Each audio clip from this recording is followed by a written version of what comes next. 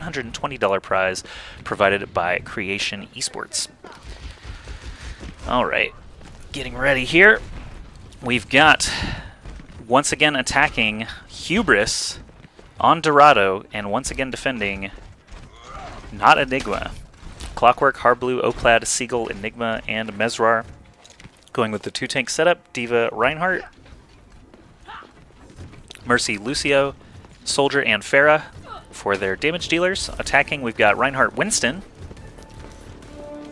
Mercy, Lucio, and Soldier, Pharah. So very, very common group compositions here, Winston and D.Va being the only differences. So for attack, let's take Coolmat's view on good old McCree, getting damage amp from Esper as well.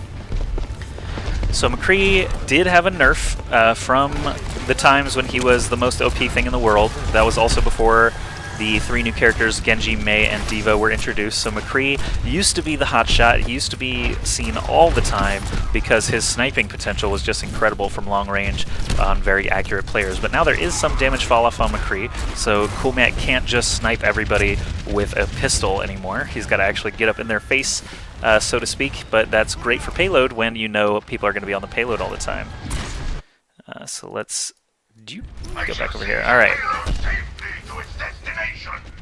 So we're pushing the payload now. Let's go ahead and take the free cam here to get in a better position. You can see the defense all alive here. We've got some battling going on the stairs here. Talespin and Roz moving forward now to try and push the defense back. We've got a Reinhardt duel. That's always fun to watch. Chump actually coming out on top of that one. Harblu and Seagull trying to defend, but Harblu falls as well. No one actually pushing the payload now. Seagull goes down, and 5 members of defense are dead. So very, very quickly, Hubris is able to basically get an entire wipe on the defense and push into this first checkpoint. I'm going to take Talespin's POV here on Pharah as we move into the next section. 6 minutes and 33 seconds left in the game here, pushing to that first checkpoint very quickly. A naked D.Va takes out of Pharah in the hallways there. Now we've got Coolmat's POV on McCree. He's got Deadeye available. He is going to avenge Talespin. No, he actually goes down and gets rezzed. But they did get that checkpoint already, so they just need to clean up here. Defense also getting killed. Defense also getting a kill there. There's a raffle from Enigma being played by, playing on D.Va. Pharah attacking now. We've got Talespin action once again. Barrage is available. Just looking for that sweet opportunity. Shelling away at Lucio. Couple of rockets kills a Lucio, and Pharah knows that, of course, so he's going to be taking some shots. Defense does drop the beat, but not everybody actually caught the benefit of that 500 extra health. Talespin doing a great job just getting in the face of Soldier, forcing him back. Lucio is alone as well. Once it's realized that he is alone, 3 players from Hubris do run in and just take him out, and that's a lot of damage missing now from the defense. They're going to be able to push past this church pretty rapidly as a result. Oh, Seagull also going down. Talespin nailing a direct rocket there. And now just chilling on the payload with his team. Reinhardt, the only person out front here for the defense. Let's go ahead and catch up the free cam while the defense is running back into place. We've got a D.Va trying to flank right now, looking for some targets. We'll go ahead and keep an eye on that here in the free cam and see what Enigma can actually do against the full team here of Hubris. No, he knows better than that. He's just going to fly away. Instead, next checkpoint is right here. We'll see what they're going to actually do. Minstrel drops the beat to push them those last few meters into the checkpoint. Clockwork above, shelling down with D.Va. They've got 2 D.Vas on defense now, Clockwork and Enigma. Seagull now their primary damage dealer, with the checkpoint being reached. 6 minutes and 47 seconds left. Hubris was looking in a great position like this just one attack ago, and they still were unable to complete the objective. So this is definitely not a sign that they're going to complete the map, but it is a really, really great start, and they have lots of time to try and fix the mistakes that they made last game. So defense, we've got Seagull and Harblu back up now, ready for action. We'll go ahead and take Talespin's view, as he does have Barrage available.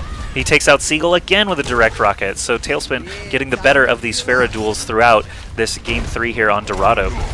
This is a very quick game so far, and they're already back into the position that they stalled out last time. So we'll see if they change anything up this time around. They still have the same composition, double support, double damage, and double tank. Enigma still on McCree, able to get a couple of shots down on Talespin and finish him off. Coolmat on Soldier.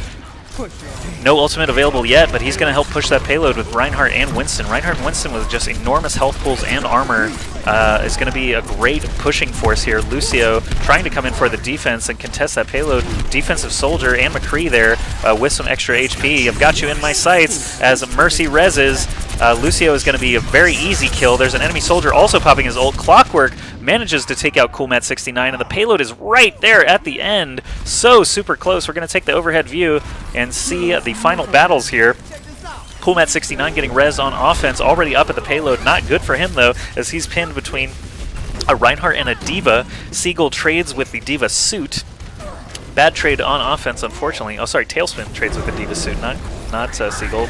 Seagull has now switched over to D.Va, while Enigma and Clockwork are on Reaper. They're trying to deal with those heavy HP pools of Reinhardt and Winston that I mentioned just a few seconds ago. So good switch on defense, in my opinion. Offense still choosing to stay with their same composition. So defense totally camped out on the payload now. Double Reaper is a great move on defense. We'll see them probably gun down the attackers very quickly. I'm going to go ahead and take Clockwork's view on defense. We'll see where he chooses to go, if he's just going to stick to the payload. No, he knows D.Va's there now, so he could follow up. His team obviously is doing all these callouts. Oh, the people up on the ramp! Oh my goodness, Clockwork could totally just get behind them and start shelling away at their supports if he chose to. Instead, he's just trying to take some pot shots at the tanks. I don't think that's very effective, as Lucio and Mercy are going to keep them at full health essentially the whole time. Now getting in the face of D.Va and Reinhardt, Wraith walking away actually causes Chump to whiff his ult. We're going to switch back out to the main view so we can see everything that's going on. Coolmat pops his offensive soldier ult, and it looks like 4 defense are down now. Reinhardt goes down as well, and this should be the final push. They're going to trickle back in from spawn, but I don't know who's going to have the mobility to actually stop them from just chugging it into the final point. D.Va has the ability of flight, but they are getting repelled back. The payload is essentially on the checkpoint. All they have to do is push these blue players off of the payload itself, and they will just roll into position. They're not going to be able to do it. 2 down. Both supports dying for the defense is terrible for them. Offensive D.Va ult is going to force everyone else away from the payload, or at least onto the sides. Offense still with many members remaining. They are going to finally push into the payload completion and complete the map here on Dorado for Game 1, something they were unable to do in Game 2. Play of the game.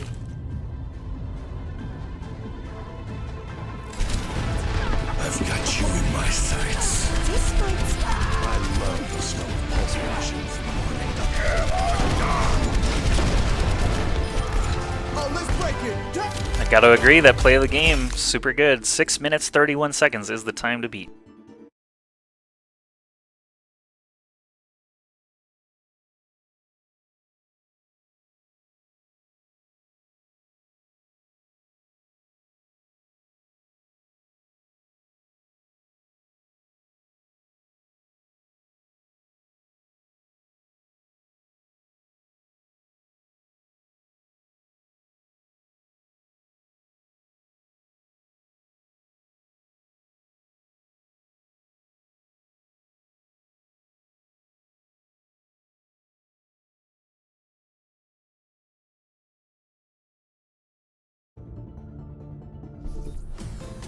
Prepare to attack.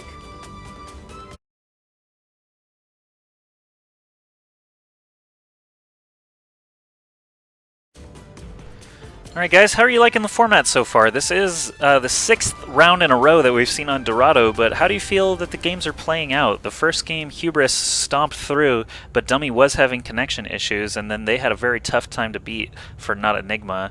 Game 2 was much closer, with NotEnigma completing it in overtime and Hubris getting to almost the very end before being stalled out. And now Game 3, we've got a very good time to beat once again for NotEnigma.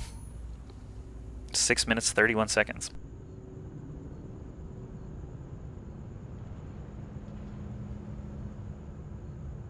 It is not a Dorado only format. Each BO3 will be played on 1 map apiece. So first best of 3 is on Dorado, the second best of 3 will be on whatever map the losing team chooses. This is still the first best of 3 in 3 BO3 series.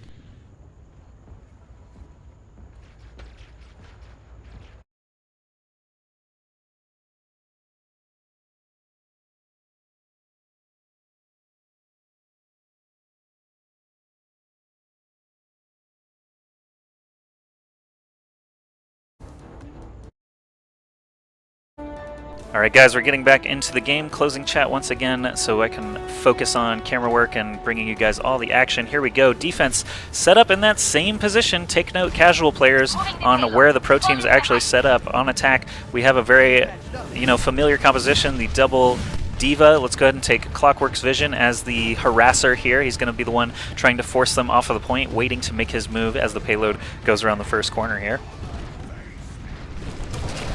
There he goes, looking for soft, squishy targets. He's only going to find Reinhardt and Roadhog, unfortunately. It looks like the D.Va duo, actually pushing them out of their, favorite spot up above. And the payload will actually move pretty swiftly through the underpass. So let's go ahead and set up our next camera POV here. You can see the attacking team working together very well. Mercy staying hidden in the back now, amping up Seagull. We'll go ahead and take Seagull's vision here on Pharah as the primary damage dealer for this attacking squad. With two D.Vas, they're not going to be dishing out quite as much damage as the damage-amped Pharah. Shelling away at Lucio does take him out. Talespin just hops on Seagull and takes him out as well. Mesrawr on Reinhardt will go ahead and take his first-person view now, pushing this payload along with Mercy. There was a Reinhardt ult. It looks like it didn't catch everybody, but some defensive members are dead. Roadhog being the last one standing there means that this checkpoint is going to be secured very swiftly once again. 6 minutes 42 seconds on the clock. It seems like it only takes about a minute and a half for either team to push into this first checkpoint. It seems like all the action happens in the building at the very end. This first checkpoint normally is a lot bigger slugfest, but I guess the ability of attackers to be able to get in and around the defense so easily is the main reason that it's a bit quicker than the final point where they spawn and they're essentially protected the whole time. So we do have Barrage available on Seagull. He's looking for multiple defensive characters. Lucio did he fall actually? No, Minstrel doing a good job hopping out of there before falling. Clockwork on Soldier now as the second damage dealer here. He's going to be pushing along with that payload. He can drop a heal on the actual payload so that people can heal up very quick. He's going to be responsible for trying to pick off Pharah and stay hidden himself. They know he's over there though, so he's got to try and find the right spot. It can be pretty hard to peg down a Pharah from range, especially if there's a Mercy just healing her right back up. You don't really have the burst needed to do that. So unless he can hit that Helix rocket dead on, that's going to be a tough job for him. D.Va also flying around to protect means she can use defensive matrix every once in a while to slow him down. Defensive Talespin ult on Pharah does actually stall out the offense a little bit. They are still all alive, but they're not able to push at the moment with a Soldier and Reinhardt in their face. There's a Reinhardt duel going down, Soldier duel here. Lucio giving a speed boost to his team makes the action really crazy. We've got double Lucio ults happening, so defense and offense both shelling away at each other. Harblue, Enigma, let's go ahead and take Enigma's view as he tries to return to the fight. He's going to have to ditch his suit as the defensive Reinhardt pins him and then smacks the hell out of him right in the face. Seagull returning to the fight now for offense. They have stalled out here at this second choke point area called Church. This big building dead ahead of Seagull is a church. You can go inside, you can fight in there. There's a health pack, as you might expect.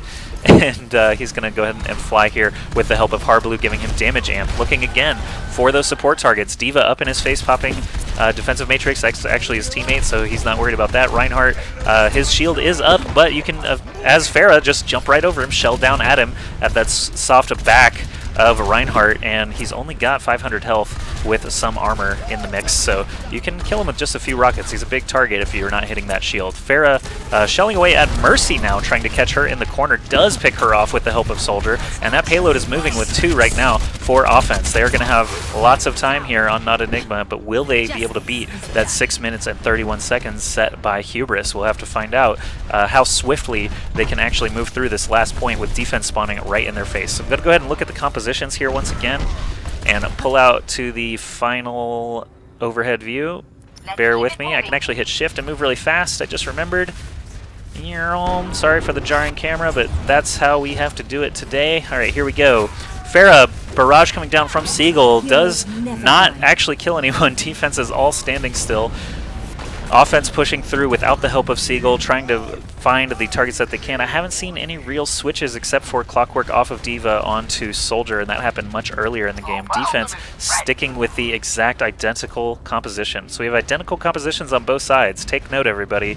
Pharah, Soldier, Mercy, Lucio, Diva, Reinhardt is the combo, apparently. It's the composition to use for payload pushing on Dorado, at least. Both of the potentially best 2 teams in North America favoring these compositions. Seagull and Talespin trying to get those rocket duels going. Seagull jumps in a bit bravely there, but he does have that support from below. Now staying on the ground game, staying behind Reinhardt to stay shielded. Now he's moving forward, looking for those squishy targets again. It looks like defense did pop the Lucio ult, so they've got a bit of a health bank. Pharah backs off. Offense pops Lucio ult as well. Trying to kill that Diva that's actually on the payload is a great idea. Every second counts, and you've got to keep from being contested. Pharah doing his best here. Seagull trying to pick off those targets. Lucio, a great target for Pharah. He can't really do a whole lot. His shots have travel time. Pharah can easily air dodge them just by flying around. And offense is going to be able to push here pretty swiftly. I don't know if they're going to have the time. Defense coming in, trying to contest again. They have to actually touch the payload, though. Talespin just ran in and did not actually get a second to contest. They are contesting it right on the point. If they manage to force the blue players off with those 3 deaths, now 4 deaths. Offense is going to be able to do it. Will they beat the 6 minutes and 31 seconds, though? Raw's jumping out of his suit. The Diva is going to blow up, but it's not going to matter. The suit, with Talespin landing there at the very end, it's going to be too late to actually contest. What is the actual game time, though? We don't know yet. Of the game.